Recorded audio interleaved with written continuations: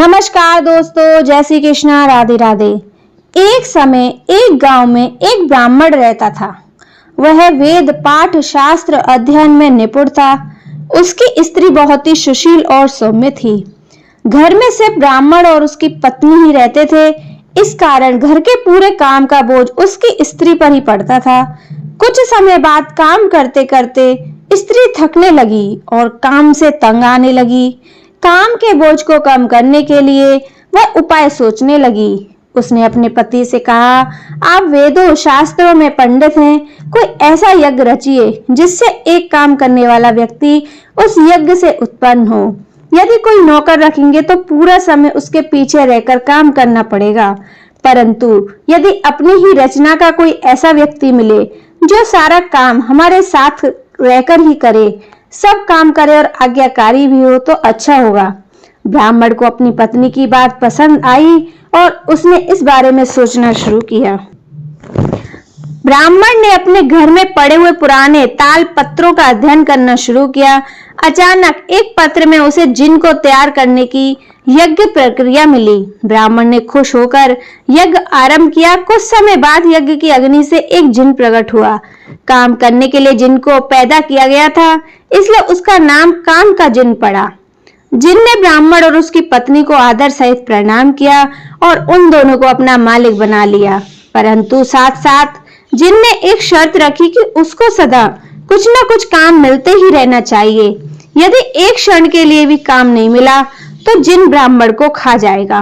ब्राह्मण ने जिन की यह शर्त मान ली और सोचा कि करने के लिए काम तो बहुत है, इसलिए उसको सदा काम में व्यस्त रखने के लिए उसे कोई परेशानी भी नहीं होगी।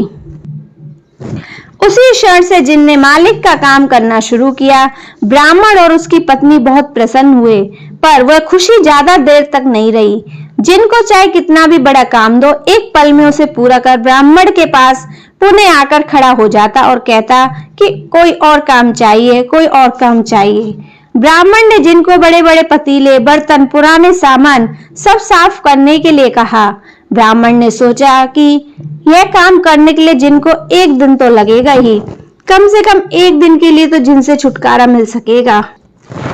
लेकिन जिन ने सारा काम एक पल में ही पूरा कर दिया और फिर कहने लगा कि काम चाहिए, कोई काम दो।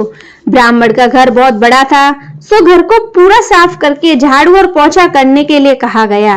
यह काम भी जिन ने एक पल में पूरा कर लिया और फिर बोलने लगा कि काम चाहिए, काम चाहिए। इस बार ब्राह्मण ने खुराक वाले घड़े दिए और कुएं से पानी भरने के लिए कहा। ब्राह्मण को मालूम था कि यह काम भी जिन एक पल में कर लेगा, इसलिए होशियार ब्राह्मण ने एक युक्ति रची।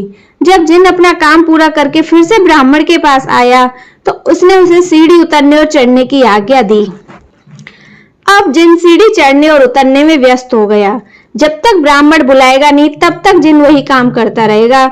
जब जरूरत पड़ेगी तब उसे बुलाया जाएगा और काम करने की आज्ञा दी जाएगी। इस तरह से ब्राह्मण ने युक्ति से मुक्ति पाली और जिन को व्यस्त कर दिया। माया जिन के समान है। एक राजयोगी को निरंतर ज्ञान योग की कमाई में मग्न रहना चाहिए, नहीं तो माया जिन को राजयोगी की तरह खा जाएगी। तो दोस्तों, आपको हमारी ये कहानी कैसी लगी? जय श्री कृष्णा, राधे राधे।